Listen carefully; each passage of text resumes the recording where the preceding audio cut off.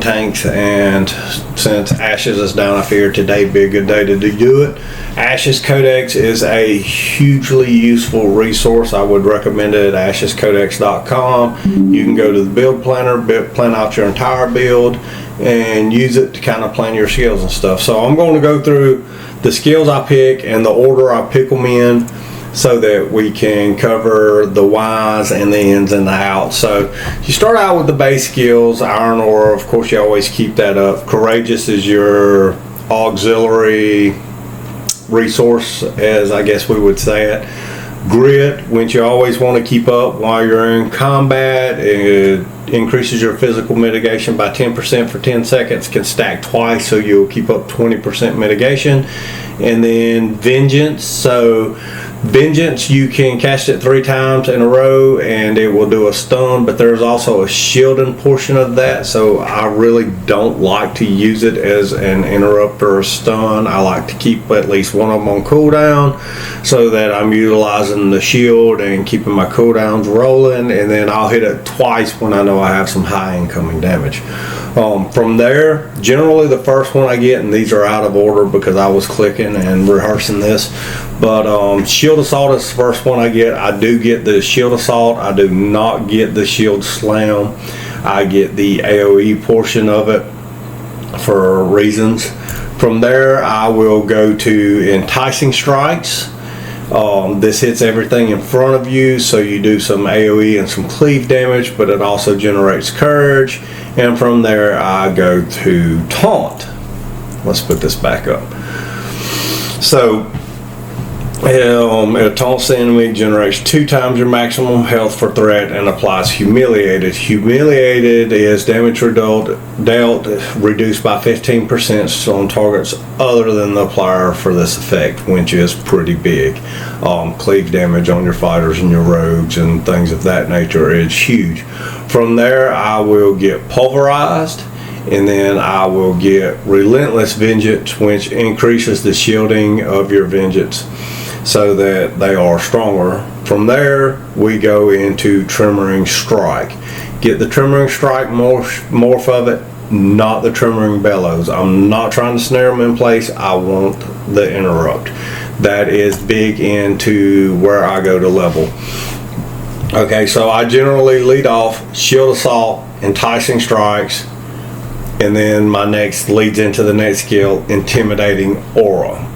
Intimidating aura is a massive AoE threat generator. It is huge, really big for keeping your crowd under control. From there, you will roll into grapple, chaining in any of the adds you have, and then we will get fortify, and then we will skip up here to rush of courage. So rush of courage, fortify, and shake it off all work together for one of your bigger cooldown rotations, right? So fortify is going to consume all of your courage, and it will give you up to a 20% shield. So if you're light attacking and you're set to auto light attack, you should be letting 5 go, which will generate courage. So you should be in the upper range of your courage. So you can pop fortify, which gives you a 20% damage reduction. Then you can pop shake it off, which gives you your heal, and then turn around behind it and pop rush of courage to fill your courage back up, so you have courage to keep your grit up. That's the way I like to use these. Later on, I will even add in this one, the indomitable spirit, for an extra heal and an extra oh crap button. And then after this, it's kind of you mix and match, get them as you want. You can either go ground pound or reflect.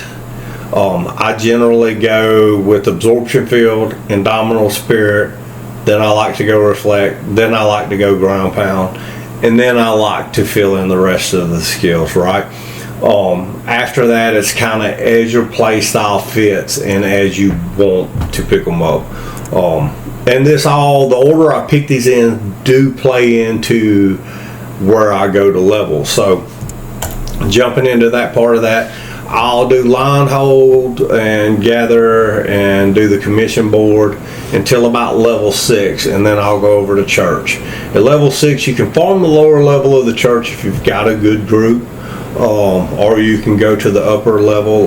The lower level, there is a section that will drop some of the ashen gear, which is great tank gear, carry it all the way through level 20 easily. Some people use it after level 20, the ones that like to set up for physical power builds. Personally, when I think of a tank, I think of a guy that's made to take damage so that he can keep the mobs off of the rest of his group. So I tend to play that way. I'll stay at church between 6 and 10, maybe 11. You can go to Highwayman Hills.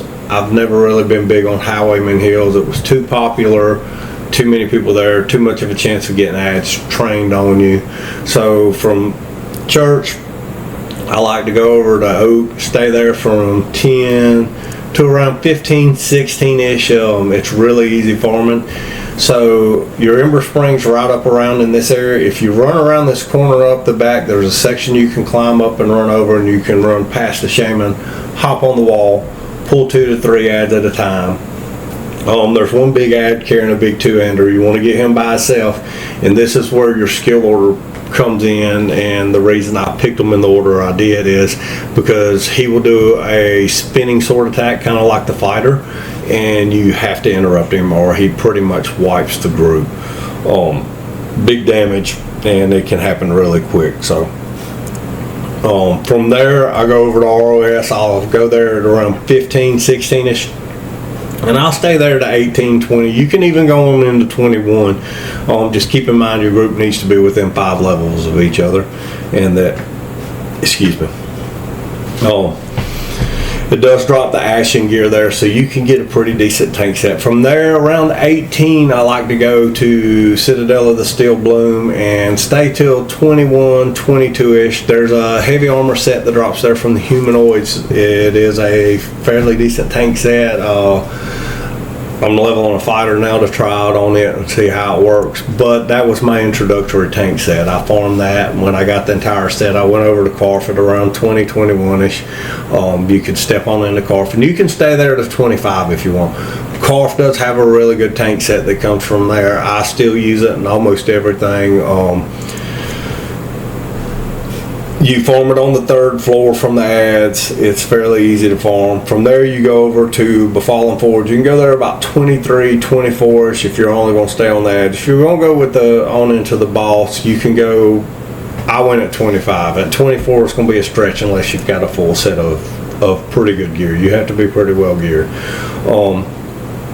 And then that's where I like to go. Of course, you've got your desert chardling farms. You've got your desert pocket dungeons, which are great XP farms, but until I had a full set of gear, I would focus on the experience and the tank gear so that you're geared as a tank and you're not going in somewhere under geared and dying on repeat, if that makes sense. Because what I found is tanks do tend to level about 30 to 40% slower. My wife leveled with me as a cleric, and we leveled together, and that's what I did notice is every now and then she would get ahead and I would have to do some extra farming to catch up to her, or in some cases she purposely died 2 or 3 times just so she would have the XP debt so we could stay close to each other and within 5 levels of each other.